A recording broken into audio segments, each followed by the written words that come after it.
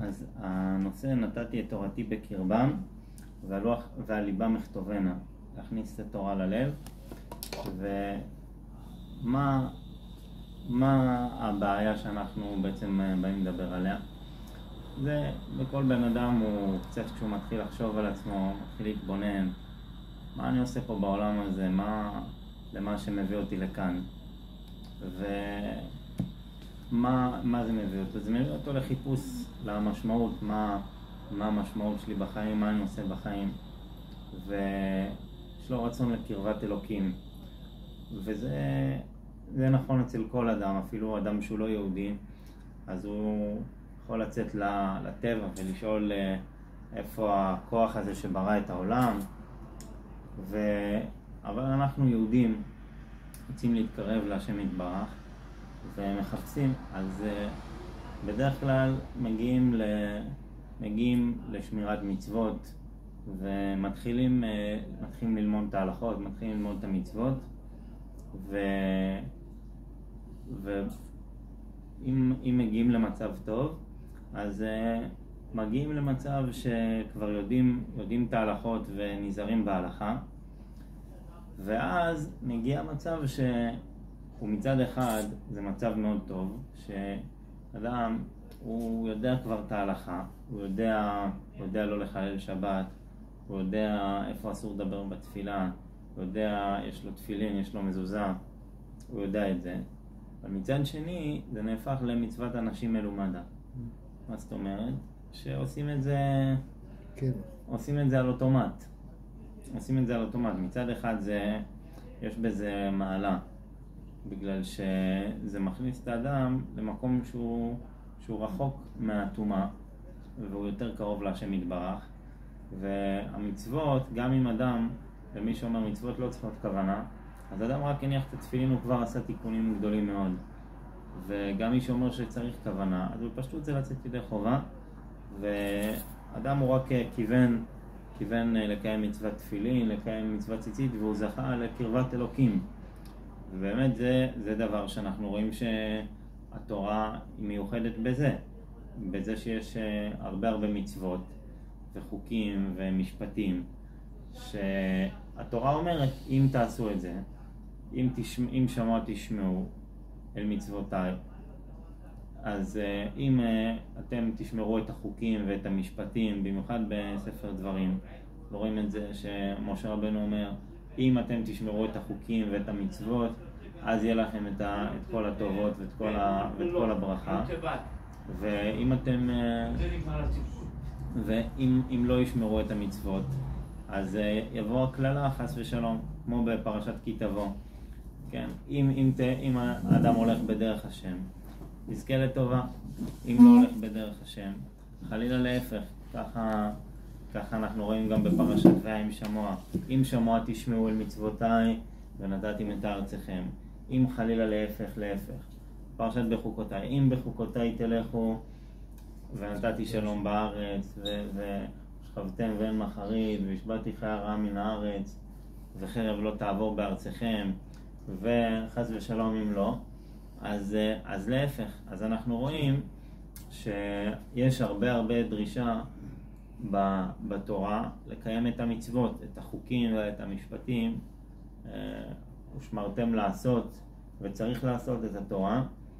והתורה היא לא רק פילוסופיה, היא לא רק משהו, איזה חוכמה, אלא אחד הדברים המאוד מהותיים שיש בתורה, שזה שונה מכל התורות האחרות, זה יש המון מצוות מעשיות, שבן אדם הוא צריך להרגיל את עצמו ביום יום, לקיים, להניח תפילין ולשים מזוזה, ואת הבשר לבדוק שהוא מולח ושנקרו אותו, ולשמור בין בשר לחלב, וכל הסדר יום של התורה ומצוות שאנחנו רגילים. אז מצד אחד אנחנו רואים שזה דבר שהוא פשוט, שזה חלק מהותי מאוד מהתורה. אי אפשר לדלג על זה ואי אפשר להוציא את זה. מצד שני, אם אנחנו רק עם זה, זה גם בעיה. למה זה גם בעיה? זה בעיה בגלל כמו מה? צריכות כוונה? אז גם מי שאומר שמצוות אין צריכות כוונה, הכוונה היא שהוא יצא ידי חובה. כולם מסכימים שלכתחילה צריך כוונה. השאלה היא מה קרה אם בן אדם לא כיוון. אז הרמח"ל במסילת ישרים, אז יש סדר ויכוח. במסילת ישרים יש שני מהדורות. יש מהדורה שזה בצורה של שאלות ותשובות, ויש מהדורה שזה בצורה של הרצאת דברים, סדר פרקים. אז בשתי המהדורות הרמח"ל כתב, הוא כתב שתי מהדורות. אז המהדורה של הסדר ויכוח, אז בהתחלה בעצם הרמח"ל מציג את החכם, יש את החכם והחסיד, והחסיד זה בעצם הרמח"ל, והחכם זה מי שהחסיד בא להציג את הדרך של הרמח"ל. אז החסיד שואל את החכם, מה אתה למדת, אחי, בזמן הזה? אז הוא אומר, אני למדתי הלכה ולמדתי מדע, ואני מתפרנס ועובד, וגם למדתי תורה, וזהו, אני לומד גמרא והלכה, ואני גם עוסק במקצועות חול. אז הרמח"ל אומר לו, אחי, ידעת הרבה, אבל האם ידעת מה שצריך לשלמות נפשך? הוא אומר לו, מה זאת אומרת, מה צריך לשלמות נפשי, חוץ מללמוד את התורה והמצוות, לקיים את המצוות? אז הוא אומר לו, נכון, זה אחד מחמישה דברים שהתורה אומרת, מה השם אלוקיך שואל ממך. אז יש ליראה את השם אלוקיך, לאהבה אותו, ללכת בכל דרכיו, יש גם לשמור מצוותיו, אבל יראת השם ואהבת השם, אנחנו חוזרים על זה המון, גם בקריאת שמע, שמדברת על המצוות של ציצית ותפילין, שהתפילין זה ככה השם אמר, דווקא מאור ודווקא שחור ודווקא על יד שמאל ודווקא בין עיניך, ומצד שני מה כתוב? אנחנו אומרים לאהבה את השם אלוהיכם ולעובדו בכל לבבכם, בכל נפשכם, ושמתם את דברי על לבבכם, וגם בפרשת שמע, ואהבת את השם אלוקיך בכל לבבך ובכל נפשך ובכל מאודיך. אז התורה מצווה עלינו, חלק מהמצוות של התורה זה מצוות הלב, זה להחיות את הלב. אבל השאלה היא איך מחיים את הלב. אז מתחילים חיפוש, איך מחיים את הלב. אז כן, הרבה פעמים כבר מגיעים לנושא של ההתבודדות, והרבה קשיים יש בהתבודדות. מה לעשות בהתבודדות? בדרך כלל מגיעים להתבודדות ואין על מה לדבר. לא יוצאת שום מילה, ואני לא יודע מה לומר להשם. אין על מה לדבר. אז או שאני כן בהתבודדות, יש לי על מה לדבר. אז אדם שמע שהוא צריך לעשות חשבון נפש בהתבודדות. ואז הוא מתחיל למנות, הוא אומר השם, תראה, אני פה נפלתי, וגם בזה נפלתי, ופה לא שמרתי על העיניים, ופה כעסתי, ופה אכלתי בלי ברכה, ופה היה לי תפילה בלי כוונה, ובקיצור הוא רואה שהוא כולו מכף רגל ועד ראש אין בו מתום.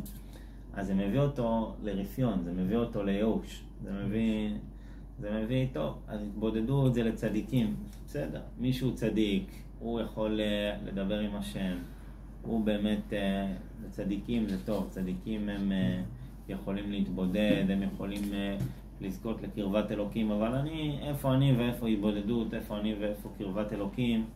הלוואי ואני אשמור את ההלכה, הלוואי ואני יניח תפילין, הלוואי ואני בכלל יעשה משהו. מי מדבר על התבודדות? ובקיצור אני רואה שאיתי זה כבר לא יעבוד, וממני כבר לא יוצא כלום, אז זה לא בשבילי. כן, יש איזה סיפור על רב אחד שהוא הגיע לבית כנסת מאוד מבועל. שאל אותו, למה אתה מבועל? אז הוא אמר להם, אני חלמתי על השם. פחד ממש מפחיד לראות את השם בחלום. אז אמרו לו, הגמרא אומרת שאדם חולם מהרהורי ליבו. אז בטח אם חלמת זה כי אתה ערערת על השם, לכן חלמת על השם. אז הוא אמר, באמת אני לא יודע מתי היה לי זמן, אני בבוקר הלכתי מהר לתפילה, אחרי זה היה לי שיעור, אחרי זה היה לי עוד שיעור, אחרי זה עוד תפילה, ולא הספקתי לחשוב על השם. לא חשבתי על השם. כן. אז זה מצב שקורה שמרוב שאדם הוא נכנס לסדר יום, אז הוא כבר שוכח מהשם. אז מה הפתרון? עובד על אוטומט. כן, כן. הוא התרגל, זה כבר נהפך להרגל. לדבר שהוא הרגל, הרגליים הן הולכות מעצמם. דבר שאני כבר התרגלתי לעשות, אז קוראים לזה הרגל מלשון רגל. כמו שהרגליים הן הולכות מעצמם, אז ככה כל דבר שהוא הרגל, גם אני אעשה את זה עם היד, אז התרגלתי, מלשון רגל. אז זהו, אני כבר רגיל. והרגליים זה מצד אחד, כמו שאמרנו, זה דבר שהוא מחובר לאדמה. זאת אומרת, זה כן נותן לאדם יציבות. יש לו אורח חיים, הוא הכניס את עצמו לאורח חיים של תורה ומצוות. אז יש לו יציבות, יש לו רגליים. יש לו יציבות. ומצד שני הרגליים הן נמוכות. זה מצד אחד כן נותן יציבות, מצד שני זה נמוך. זה נמוך, זה החלק התחתון של האדם, זה לא החלק הנעלה של האדם. יש לאדם חלקים יותר גבוהים מרגליים, הלב והמוח. מצד שני, הרגליים הם יכולים לעלות עד הראש. אדם יכול להרים את הרגל עד הראש. אז מה הפתרון לברוך הזה? אז האמת היא שעצם זה שבן אדם, זה מציק לו, זה כבר טוב. עצם זה שזה כואב לך, שאין לך מה לדבר בהתבודדות, זה טוב, כי יש אנשים שלא אכפת להם. מי שזה עדיין מציק לו, שהוא לא מצליח להתבודד, לא מצליח לדבר עם השם, אז הדבר הזה, זה מראה שזה חשוב לו, זה מראה שזה נוגע אליו, אבל צריך, כמו בכל דבר, אז יש לנו תורות שצדיקים גילו, איך עושים את זה. וכמו שאמרנו מקודם, גם מעט זה טוב. זאת אומרת, יש שיחה של רבי נחמן, שהוא אמר שאפילו אם אדם הוא יושב ולא יוצא לו שום מילה, גם ההתבוננות זה גם טוב. אבל באמת, רבי נחמן בספר המידות, בערך כעס, אז הוא אומר שהתבודדות שאינה כראוי יכולה להביא לכעס. מה זאת אומרת? שבן אדם, כן, בן אדם הוא כאילו אומר, הוא זורק את הכל, הוא בועט בהכל, הוא אומר, בגלל שהוא, ההתבודדות, יש לזה כמה צורות איך שזה בא. אחד זה מה שאמרנו, שבן אדם הוא בגלל שהוא מוצא שהוא כולו, הוא רואה שזה דבר רחוק ממנו מאוד, אז זה מביא אותו לייאוש ובעצם לכעוס, לשבור את הכלים, להגיד, אז זה לא בשבילי, אז הוא בועט בזה. וגם יש סוג אחר של התבודדות, שזה לא ההתבודדות שרבי נחמן מכוון אליה, שזה שהאדם הוא רוצה שהשם הוא יעבוד אצלו. זאת אומרת, השם, תארגן לי דירה. מה? אב. כן. שהוא רוצה, כמו שיש לו איזה בקבוק שהוא יכול לבקש כל המשאלות, איזה דג זהב, אז השם תארגן לי דירה, תארגן לי פרנסה, תארגן לי כל מה שאדם רוצה. אבל זה לא בדיוק מה שהוא רוצה. מה? זה כל המטרה. כל החוסרים שהקדוש ברוך הוא נותן, יהיה על מנת שתפנה אליו ורק אליו. למה הוא נתן לך את החוסר? כל אחד יכול לפתור את זה. יש לי בעיה בבית, אני אלך לשיפוצניק. לא. אתה תלך לשיפוצניק, ובאותו נשימה אתה תגיד, זה הקדוש ברוך הוא שלח אותו. הקדוש ברוך הוא מסייע בידו.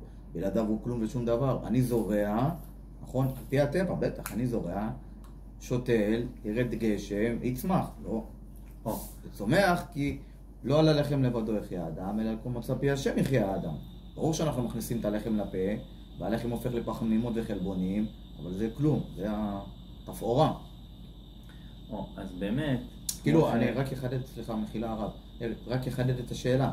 אתה הרי אומר שכביכול זה גנאי, שאנחנו באים, כמו שאמר חברנו, אב, תן לי, תן לי, תן לי, תן לי, תן לי. אבל זה בדיוק כל המטרה. הקדוש ברוך הוא לקח לך כדי שתבקש. כן, אז באמת, נכון מה שאתה אומר, שכל מה שעובר על האדם, בתורה נ"ד רבי נחמן אומר שהאדם, בכל מחשבה, דיבור ומעשה שעובר על האדם, אז השם יתברך מרמז לאדם רמזים במה שעובר עליו, והאדם צריך להגדיל את מחשבתו ולהעמיק את בינתו להבין מהם הרמיזות בפרטיות שמרמז לו השם יתברך. בכל מה שעובר על האדם, שמדבר איתו, כמו שאנחנו רואים בהמון מקרים, אבל בפשטות הגמרא אומרת שמסכת ברכות, שאם באים איסורים על האדם, יפשפש במעשיו. למה? כי כמו שאמרת, אם מגיע עליך משהו, אז אל תגיד שזה במקרה, אין מקרה. השם רוצה ממך משהו. אם מגיע לאדם איזה דבר, אז זה דרך של השם לדבר איתנו, להתעורר, שאנחנו נפשפש במעשים שלנו, ונבין מה השם רוצה מאיתנו. הגמרא אומרת שאף על פי שארבע מיתות בטלו, 4 מיתות בית דין, אין 4 מיתות בית דין. אבל מידה כנגד מידה לא בטלה. מה זאת אומרת? שהשם, מה שעובר לאדם זה מידה כנגד מידה, כנגד איזה דבר שהוא עשה.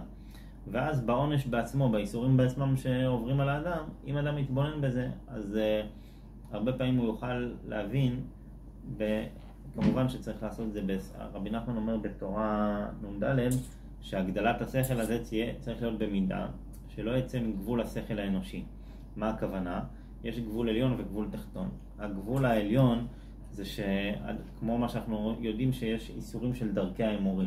מה זה דרכי האמורי? על דבר כמו שפיתון נפלה מפיו, הוא אמר, אז זה לא יום טוב לצאת לדרך. זאת אומרת, על כל מיני דברים שהם אמונות תפלות, דברים שלא קשורים. אבל יש את החשבון נפש הפשוט, שהוא בשכל פשוט. הגמרא מספרת על אחד שהתקלקלו לו 400 חביות של יין ונעשו חומץ. רבונה. כן. אז נכנסו אצלו חכמים, אמרו לו שצריך לפשפש במעשיו. אמר להם, אני חשוד בעיניכם שאני עשיתי דבר שבגללו אני צריך להענש כזה עונש? אז אמרו לו, וכי השם הוא חשוד שהוא עושה דבר שלא כראוי? אז אנחנו רואים שאם קורה לאדם משהו, הוא צריך לפשפש במעשיו ולהתבונן למה זה בא. כמו שאנחנו רואים גם בפרשה שקראנו, שאם תלכו עמי בקרי, אם תלכו עמי בקרי, שאדם הוא צריך להתעורר מהנורות הזרה הראשונות שהשם מעורר לו. אז באמת, מצד אחד, כמו שאוריה אומר, אז השם הוא רוצה, כל מה שהאיסורים שעוברים על האדם, השם רוצה שנפנה אליו. אבל יש כאן נקודה שמה התכלית, בשביל מה אני מבקש את זה מהשם. זאת אומרת, בצורה פשוטה, אם בן אדם צריך משהו בעולם הזה, פרנסה, או בריאות, או ילדים, או שידוך, כל דבר בעולם הזה, בית, לא יודע. אז בצורה פשוטה זה כואב לאדם. אדם מבקש מהשם. אז אם אדם הוא רק קוצר בדבר הזה, אז זה, חז"ל אומרים שזה כמו כלבים. שהכלבים אומרים הב, אז ככה יש כאלה שאומרים הב לן חיה, הב לן מזונה. מה זאת אומרת? הרי אנחנו גם בתפילה אומרים ברכנו ואנחנו אמרנו בעצמנו שהשם הביא לאדם צרה כדי שהאדם יפנה להשם. אבל הנקודה זה שאם אדם הוא מסתכל על העולם הזה, כאילו הוא רק בעולם הזה, והתכלית שלי זה בעצם לחיות חיים טובים פה בעולם הזה, והשם הוא עוזר לי שיהיה לי חיים טובים בעולם הזה. אני רוצה שיהיה לי בית יפה, שאני אהיה בריא, כי אני רוצה להיות בריא, אני רוצה בית יפה, וזה מתחיל ונגמר בזה. אז זה לא תפילה אסורה, זה מותר להתפלל על זה, אבל זה לא תפילה משובחת גם. למה? בגלל שזה כאילו השם הוא משרת שלי. כאילו יש לי פה איזה דג זהב שהוא ממלא לי את המשאלות, ובעצם זה מתחיל ונגמר בי. התכלית זה אני. אם אני קושר את זה עם השם, אז גם אם זה לא מגיע לי, זה לפי קודם מורה, אני יכול לקבל את זה. אני רוצה דירה על מנת שאני אוכל לארח בחגים ובשבתות. אבל זה גם סוג של לעבוד על עצמך קצת. אני רוצה להתחתן, אני רוצה זיווג, למה? כי אני רוצה לבנות בית נאמן וכשר בסדר. אני רוצה פרנסה כשאני אוכל לתת צדקה. אז ברגע, אז גם אם לא מגיע לי, הקדוש ברוך הוא אומר, רגע, אני קשור בזה. אין נער יפן עלה. אז באמת יאיר הוא עולה איתנו למדרגה הבאה. במדרגה הבאה, כן, הרמב"ם אומר, מי ש... מכניס אותו שותף.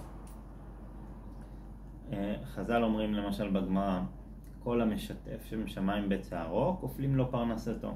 מה זאת אומרת? מה שיאיר אמר, הוא מתפלל שיהיה לו פרנסה, לא רק כדי שלי יהיה פרנסה, אלא כדי שאני אוכל לשמור את התורה. כדי שאני אוכל לתת צדקה, שאני אוכל לקיים את ההתחייבות שלי לאשתי, שאני אוכל לפרנס את הילדים שלי, שאני אוכל לשאת ולתת באמונה, זה תיקונים מאוד גדולים, המשא ומתן באמונה. יש בזה תיקונים מאוד גדולים. האמונה של האדם נבחנת במשא ומתן שלו, אם הוא נשא ונתן באמונה. זה ניסיונות מאוד קשים לשאת ולתת באמונה. לא לשקר, לא לרמות, הכל לעשות על פי התורה. אז אם אדם הוא מתפלל, ובאמת זה לא דבר מגונה, הרי השם רוצה שאנחנו נתחתן, השם רוצה שנבנה בית, והשם רוצה שנהיה בריאים. הרמב"ם אומר שאדם הוא לא יכול לעבוד את השם עם גוף חולה, ולכן הוא הקדים במשנה תורה את כמה פרקים של ההנהגה הנכונה לפי הבריאות. כי הרמב"ם אומר, היות וכשהגוף הוא חולה, אדם לא יכול להבין ולהשכיל ולעבוד את השם. אז לכן אני מסדר לך את הדרך איך אדם יאכל בריא. אז זה לא דבר מגונה. אלא מה? זה מגונה אם זה מצד עצמו, כן? כמו שכך לזה משל, הבעל שם טוב אומר שאם אדם רואה אישה יפה, אז הוא יחשוב לעצמו, מה יקרה כשתצא הנשמה שלה? מה יקרה כשתצא הנשמה שלה? אפילו אם האישה הכי יפה, אז הגוף מצד עצמו הוא הדבר הכי מכוער בעולם. אי אפשר להסתכל על זה מרוב כיעור. זה סירחון לא נורמלי. ואי אפשר להתקרב לרדיוס מרוב סירחון. אז מה נותן לאישה את היופי? גם לאיש, אבל לאישה, לצורך העניין, מה נותן את היופי? הנשמה. אז אומר הבעל שם טוב, אז תגיד מה אני צריך להתחבר לחלק קטן? להתחבר לנשמה של כל הנשמות, לחי החיים, להשם יתברך. שהוא נותן את החיים לכל העולם, לכל היקום, לכל בעל חי, לכל אדם. אז בעצם מה שנותן את היופי ואת ההוד לגוף זה הנשמה. נכון? הנשמה זה מה שמאיר את הגוף. הגוף מצד עצמו הוא כשאדם למשל, כשאדם נפטר, אז יש לו חושך על הפנים. מה מאיר את הפנים? הנשמה. חוכמת אדם תאיר פניו. כן, רואים אצל משה רבנו עליו השלום שהוא היה צריך לתת על פניו מסווה, כי קראנו אור פניו. אז אם אדם הוא חי רק בעולם הזה, אז זה מגונה. וכמו הגוף שהוא מצד עצמו, הגוף בלי הנשמה, זה דבר מאוד מגונה. כן? אדם שהוא חי חיים גופניים, זאת אומרת שאין לו רוחניות בחיים. זה חיים כמו של בהמה. זה דבר מאוד מגונה. גם, תסתכלו, אדם זה מאוד משפיל בן אדם שאתה אומר לו, אתה מכנה אותו בכינוי של בעל חיים. אתה אומר לו חמור, או כלב, או לאישה אומרים פרה, זה מאוד מעליב. יש משהו מאוד מעליב בזה שאומרים לבן אדם שהוא בעל חי. אף בעל חי לא נעלב מזה שאתה מכנה אותו באיזה שם, אבל אדם זה מעליב אותו. כי לאדם הוא יודע שהוא מעל הבהמה. וכשאומרים לאדם שהוא ובהמה זה אותו דבר, זה דבר מעליב. זה דבר שהוא משפיל. מה משפיל? כי לבהמה אין נשמה. למה זה משפיל? כי הופכים אותו לחתיכת גוף. אם אתה אומר לו שהוא חמור, זה אומר שאין לו שום דבר ייחודי. כל החמורים אותו דבר. כל הפרות אותו דבר, כל הכלבים אותו דבר. כן, באותו זן אני מדבר, כולם אותו דבר. מה ההבדל? אותו דבר, פחות או יותר, עם ניואנסים מאוד קטנים, גם בפנים. ואדם, כל אחד עם פנים שונות. פנים זה מגלה את הפנימיות. הנשמה של אדם, המראה שלה זה בפנים. ולבעלי חיים אין נשמה, יש להם נפש. נפש זה לא ייחודי, נפש זה לכולם אותה נפש בהמית. זה פועל עם אינסטינקטים. האדם יש לו בחירה. יש לו בחירה כי יש לו נשמה. יש לו את האפשרות להקשיב לנפש הבהמית שבו, או להקשיב לנשמה שבו. ומה שנותן לאדם את ההוד שלו, זה בגלל שיש לו נשמה.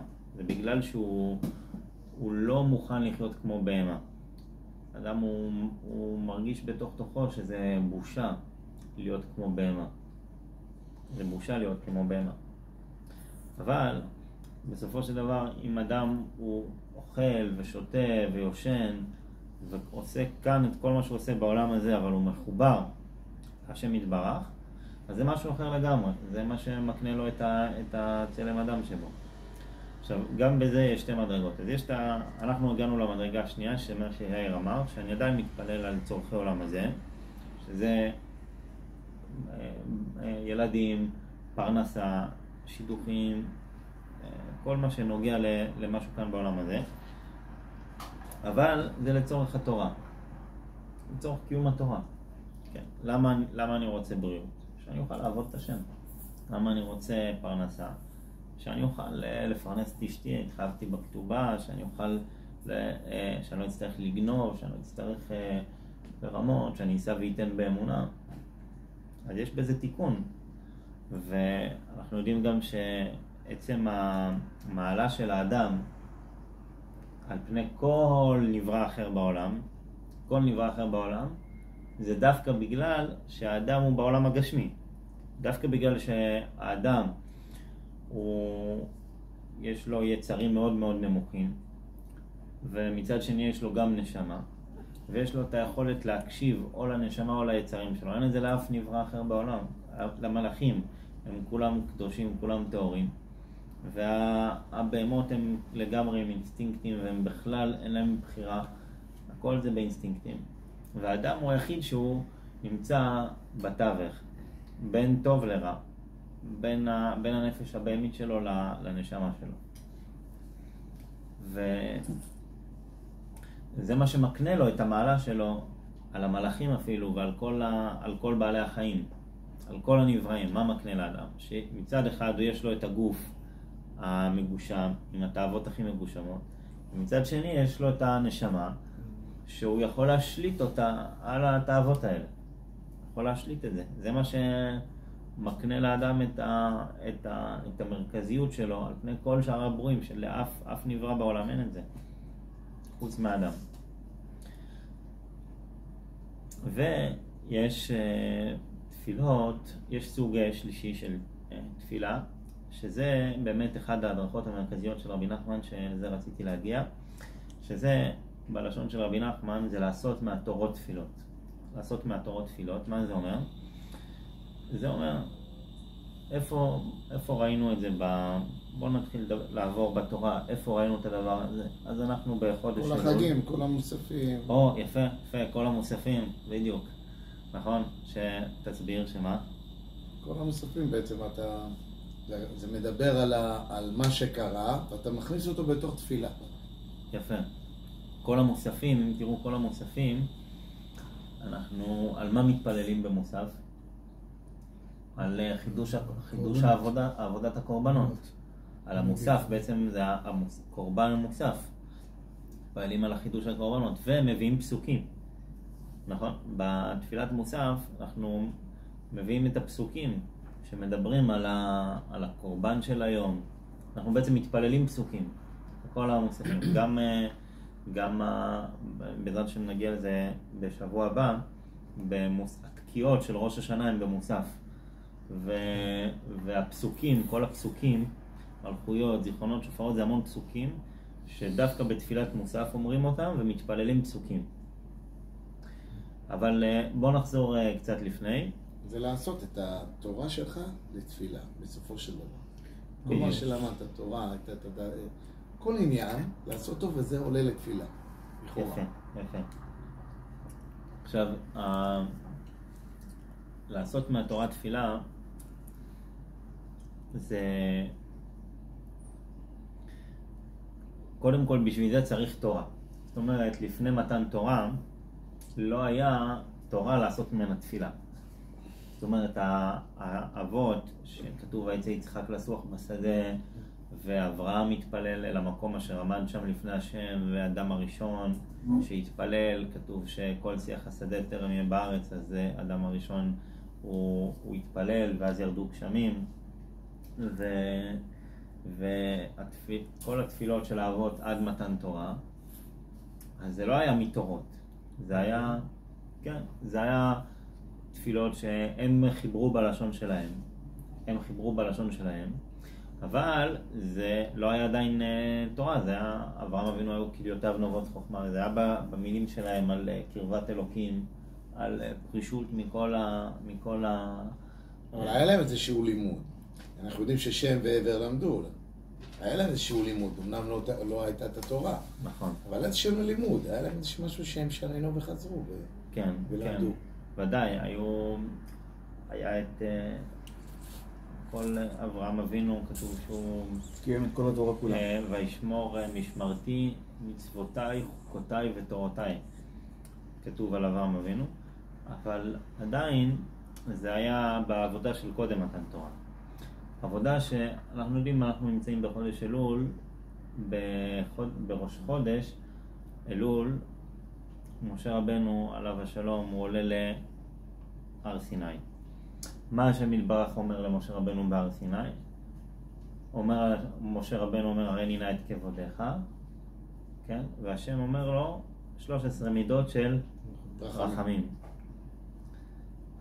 זה היה בחודש אלול, ויש לנו כמה מידות התורה נדרשת? 13 מידות. 13 מידות של רחמים ו13 מידות שהתורה נדרשת. אנחנו יודעים שהתפילה היא נקראת בגמרא רחמים. רחמה זה השם של תפילה בגמרא. רחמים, בקשת רחמים, באי רחמה זה התפלל. הגמרא אומרת תפילה רחמי, תפילה זה רחמים. אז 13 מידות רחמים, אמרנו שהתפילה זה רחמים. רבי נחמן אומר שזה כנגד 13 מידות שהתורה נדרשת בהן. איך זה מחובר 13 מידות של רחמים והתפילה ל-13 מידות שהתורה נדרשת? אז תראו דבר נפלא. ככל דבר שרואים בליקוטי מוהר"ן, בתורות של רבי נחמן זה מאוד מאוד בולט, זה שהוא מקשר דברים שאתה לא מבין איך זה קשור בכלל. למשל, בתורה ו' רבי נחמן אומר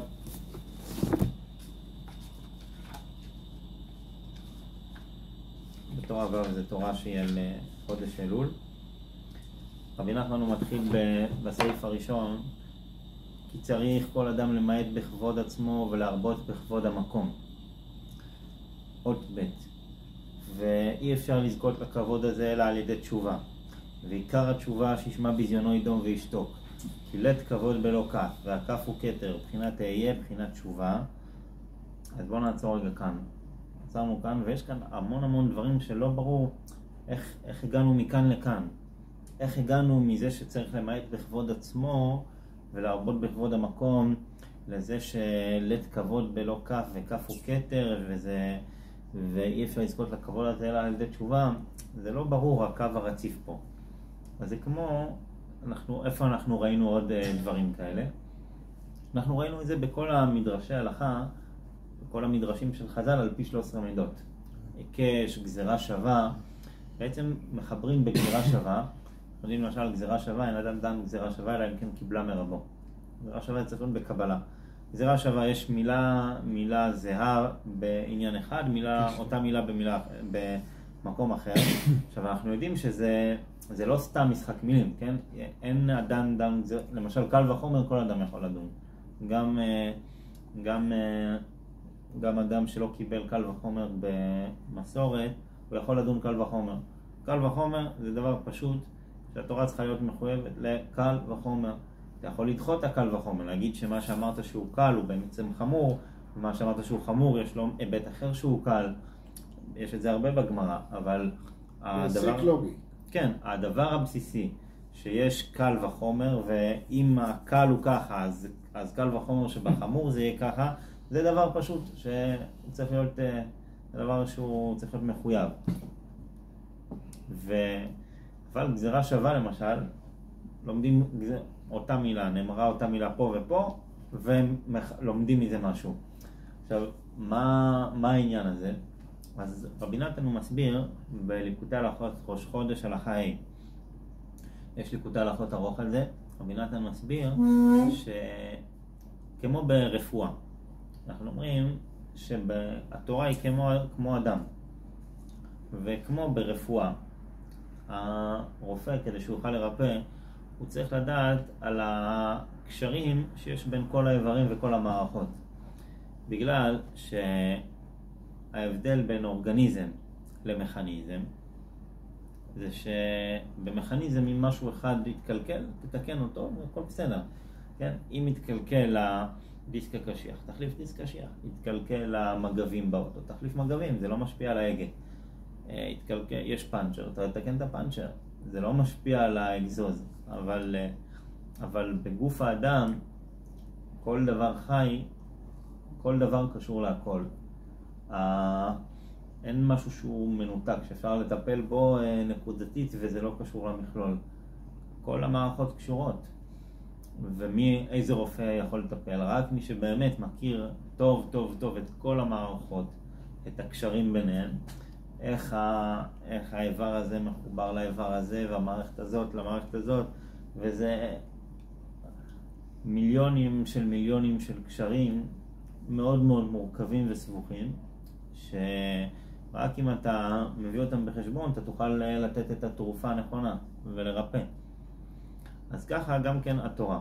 התורה היא כולה, זה לא כמו שיש לך אוסף של מצוות, אז יש את המצווה הזאת בארגז, ויש את המצווה הזאת, ויש את המצווה הזאת, ויש את העבירה הזאת והעבירה הזאת, אז תתקן את זה, יש נורה שנשרפה, תחליף נורה. זה לא ככה, זה כמו חולי.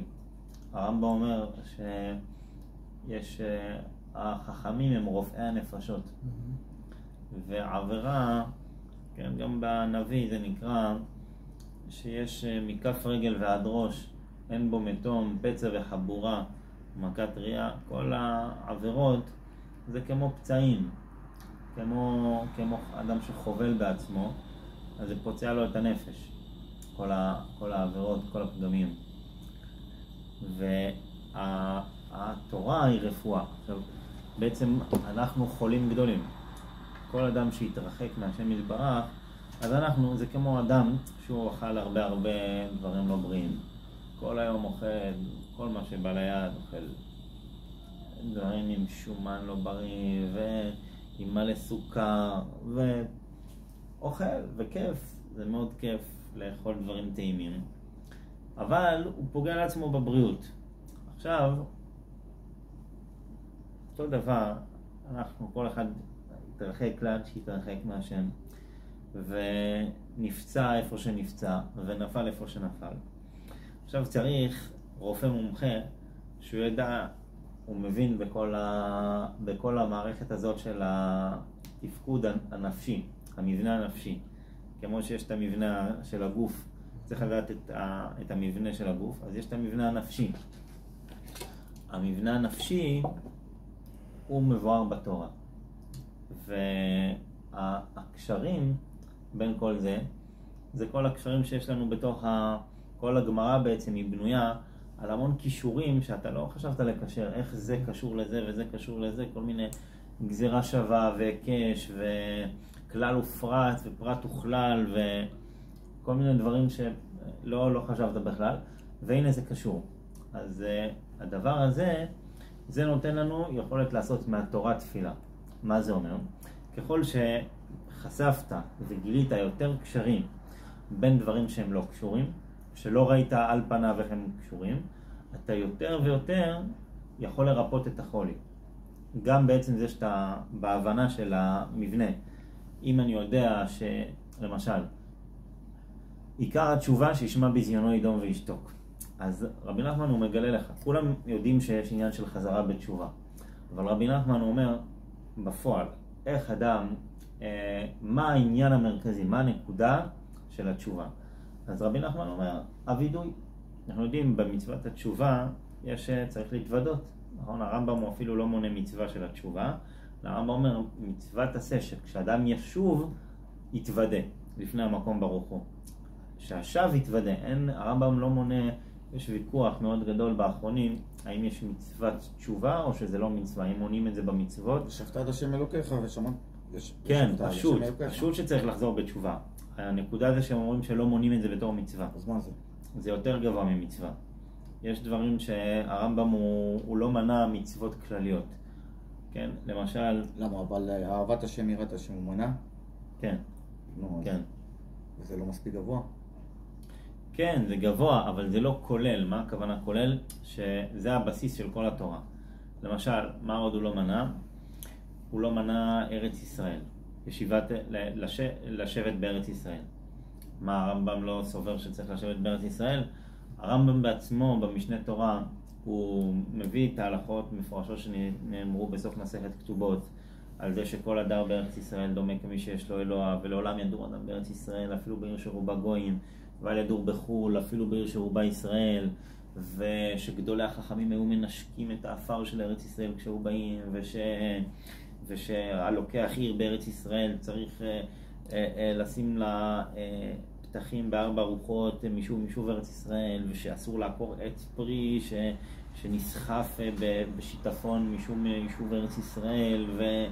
ובקיצור, כל מה שהרמב"ן בהשגות לספר המצוות, מצווה ד', הרמב"ן הוא משיג על הרמב"ם, אומר איך הרמב"ם לא מנע את המצווה הזאת של יישוב ארץ ישראל, והוא מביא מלא מקורות, והנקודה זה שכל המקורות... מה הוא מתרץ? הוא נשאר בקושיה. הרמב"ן. כן. אבל הנקודה זה שכל המקורות שהרמב"ן מזכיר, הרמב"ם בעצמו מביא אותם.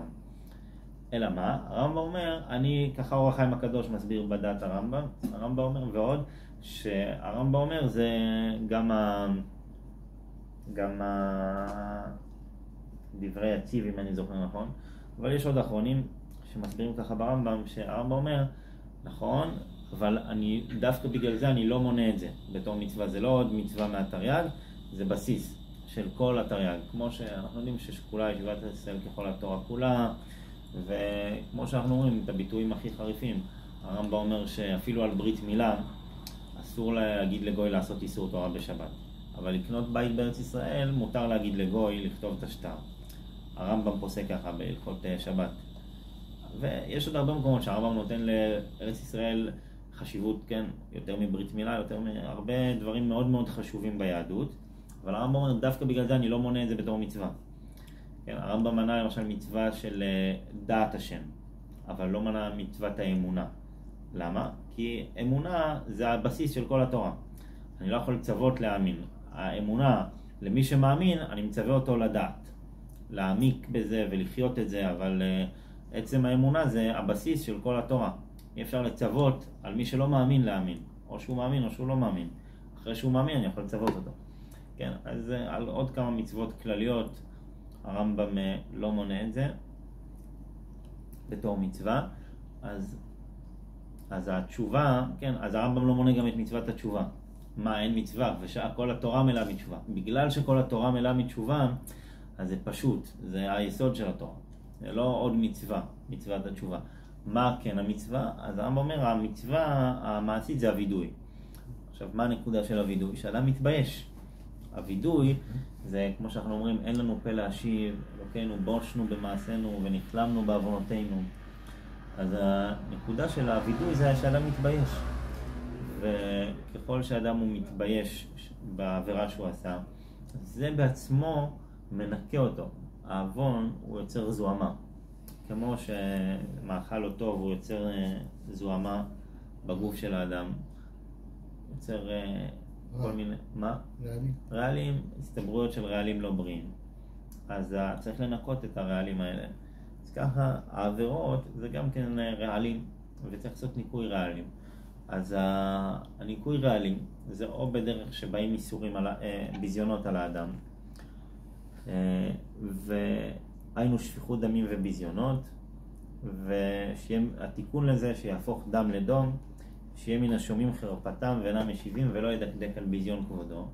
שאדם, כשמבזים אותו, יקיים ולמקהלה נפשית ידום, לא ידקדק על ביזיון כבודו, או שהאדם הוא בעצמו יתבייש מהשם. זאת אומרת, אם בא לאדם בזיונות, זה כי היה איזה משהו שהוא בעצמו לא יתבייש מהשם, ועכשיו באים אנשים אחרים ומבזים אותו על זה. אז בעצם בנקודה הזאת זה כן, לקחנו עכשיו ובודדנו מתוך תורה ו', יש פה עוד כמה, אני חושב כמה מאות קישורים פה בין כל מיני דברים, אבל בואו רגע נתמקד רק בשביל הדוגמה בנקודה הזאת. אז עכשיו הקשר פה שרבי נחמן הוא חשף פה קשר, הוא מצביע על קשר בין התשובה והביזיונות והבושה. שתשובה, גם מלשון בושת, תשובה זה אותם אותיות. אז פנים לגיהנום, בושת פנים לגן עדן. אז רבי נחמן הוא מצביע על הקשר בין תשובה לבושה ולביזיונות שהאדם עובר. ולעומת זה שהאדם הוא יתבייש בעצמו. ועל ידי זה יזכה להרבות בכבוד המקום ולמעט בכבוד עצמו. אז מהדבר הזה עכשיו, בן אדם הוא, לפני שלמדנו את זה, רק את הנקודה הקטנה הזאת, אבל לפני שלמדנו את זה, אז בסדר, בן אדם הוא יכול להתפעל להשם, השם, תעזור לי לחזור בתשובה.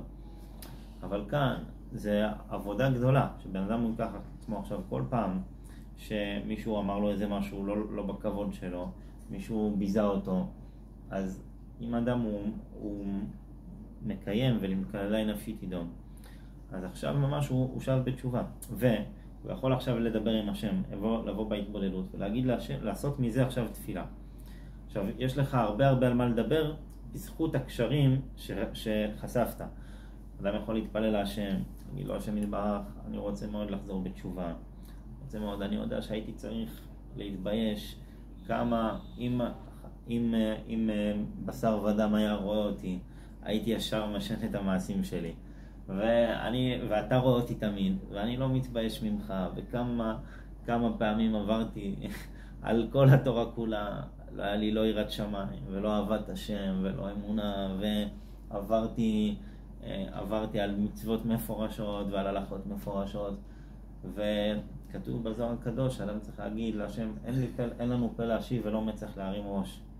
כמו שאנחנו אומרים, נשכבה בבושתנו, תחסנו כלימתנו, אבל אנחנו חטאנו, אין לנו מה להשיב, אין לנו...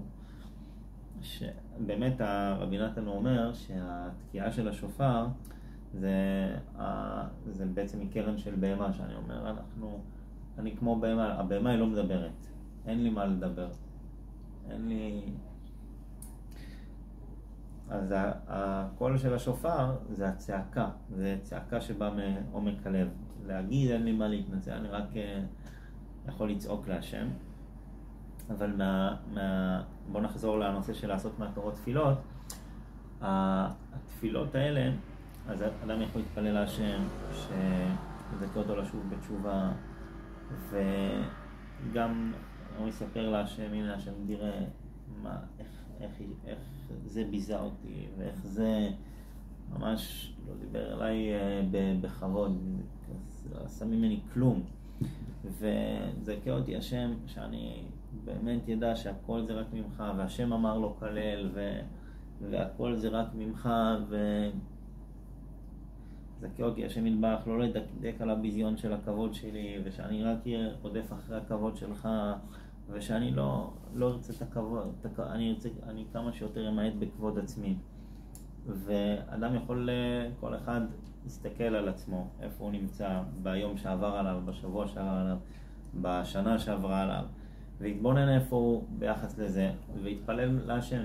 עכשיו, זה בודדנו רק בפינצטה, משפט אחד, אבל בעצם בגלל שכל התורות הן מלאות בזה, ככל שמעמיקים בכישורים, זה דברים שצריכים הרבה העמקה ופיתוח והרחבה, אבל ככל שמעמיקים זה גם נותן לנו הרבה חומר לתפילות, לעשות מהתורות תפילות, בלשון של רבי נחמן. וצריך לדעת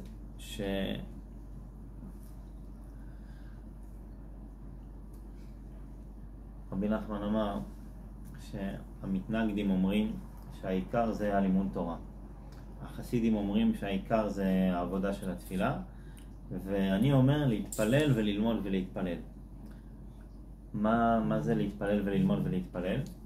מתחיל מתפילה, אבל אחרי זה עוברים לתורה, ואחרי זה עוד פעם תפילה.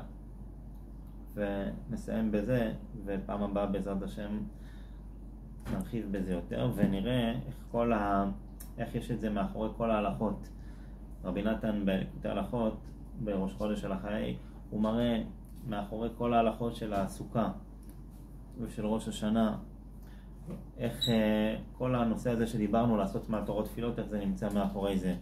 מאחורי העבודה של כהן גדול ביום הכיפורים, בביטוי של יום כיפור, ולצאת מדירת קבע, לשבת בדירת ארעי, וכל העניין של השבעה רועים של הסוכה, וצילתה מרובה מחמתה, וכל העבודה של ראש השנה, תקיעת שופר, והתפילות של ראש השנה. בעזרת השם פעם הבאה נראה את זה. באמת, אז זה נותן, זה אחד העניינים, יש עוד עניינים, נדבר על זה בעזרת השם בפעמים הבאות, אבל אחד העניינים הגדולים שנותנים בעצם חומר אינסופי להתבודדות, זה התורות של רבי נחמן והליקוטי ההלכות. בעצם כל דבר, רבי נחמן אמר להתפלל על זה, שאדם הוא יבקש במילים שלו מהשם, שיזכה אותו לזה, כמו שרבי נתן עשה בליקוטי תפילות. ליקוטי תפילות זה על הסדר של הליקוטי מוהר"ן, הוא מתפלל בלשון שלו, ובעצם כל המטרה להכניס את התורה ללב, כי כשאדם הוא מתפלל על זה, זה מכניס את זה ללב. דיברנו על זה שיש את התורה, ונסיים בזה, יש את התורה, את המצוות, את החוקים, ואנחנו מסנתם את דברי האלה על לבבכם. ועוד דברים האלה שאנחנו צריכים היום על לבביך. ידעת היום והשבות על לבביך, בדיוק. תמיד אנחנו אומרים מהדעת אל הלב. וידעת היום והשבות על לבביך, תכניס את זה ללב. אז איך מכניסים את זה ללב? נתתי תורתי בליבם. עם התפילה. כשאדם מתפלל על התורה, אז נעשה מצב שיש לו רצונות לזה, יש לו כיסופים לזה. כל זמן שאני למדתי תורה זה נשאר לי במוח. איך זה נכנס לי ללב שאני חי את זה, שאני רוצה את זה, כשאני מתפלל על זה. התפילה זה הכוח של הכיסופים, של ההשתוקקות. כשאדם הוא כוסף ומתפלל על זה, זה מכניס לו את זה ללב. זה נתתי תורתי בקרבם. טוב, בעזרת השם פעם הבאה נראה את זה גם בהלכות של הימים של כל חגי תשרי, וגם נראה את זה יותר, את המקורות של זה בהלכה, איפה זה יושב בהלכה, ביהדות, ואני מקווה שנוכל גם לדבר על עוד עצות של רבי נחמן להתבודדות. טוב, חזקו וימצאו. חזק ברוך. אשריכם.